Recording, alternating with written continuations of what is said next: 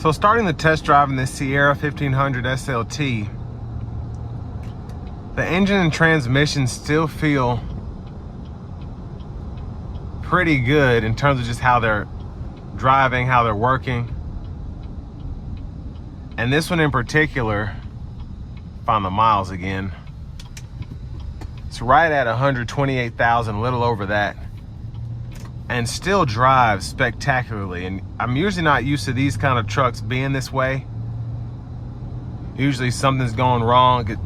The service department will say it needs a transmission or something like that, but this one is driving absolutely perfectly. And also I see a lot of these radios go out, and this one still, the touchscreen still works great, all the buttons work, sound system still sounds good. Well, let's give it some throttle here.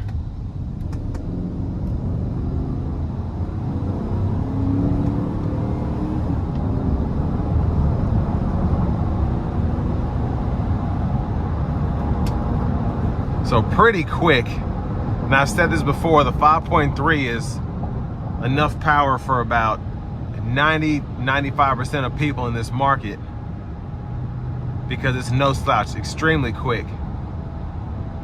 And you don't have to worry about the turbo lag either, like you might in an EcoBoost F-150, which those are still powerful trucks, but just something about that rumble of a V8. Now with this truck being as old as it is, it's almost 10 years old, I'm not expecting it to be perfect, but honestly this is pretty close. Ride quality is pretty good.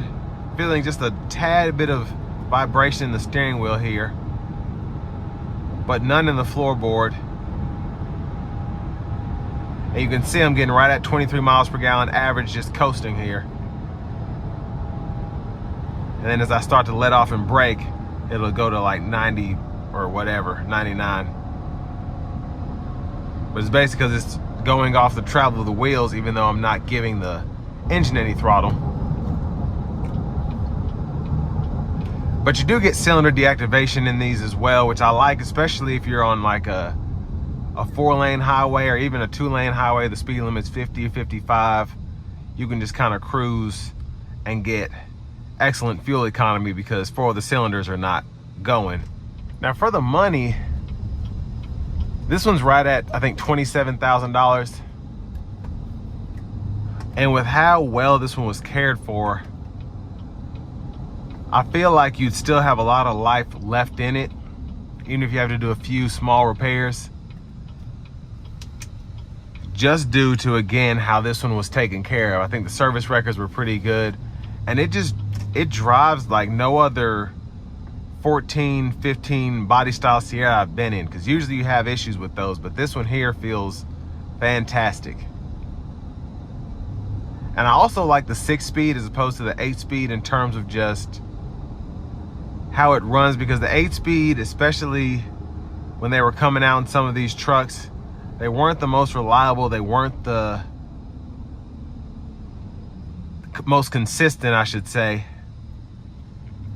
So you get a shudder here and there. But the 6-speed is pretty consistent in where it shifts, how it shifts. Give it another pull here.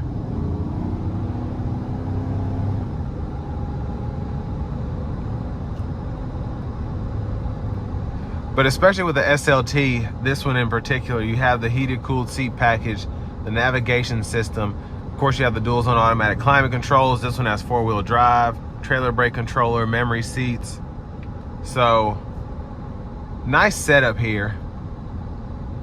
And I feel like you get a ton of options that you don't even find in some of today's trucks, new trucks. So having that 3-prong household plug-in, the 3 USBs here, the 2 you have here, it's just tons of charging capabilities. And again, this one still drives like it should, even with almost 130,000 miles on it.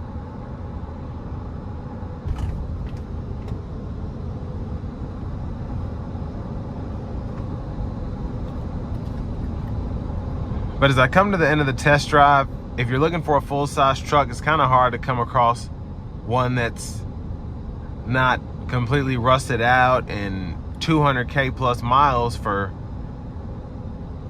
you know, you can't find one for less than 15 grand. So being able to get this one for 27, and then it still has a ton of life left in it, has every feature you could want, not a bad deal there in my opinion. But this will bring me to the end of my review of this 2014 GMC Sierra 1500 SLT.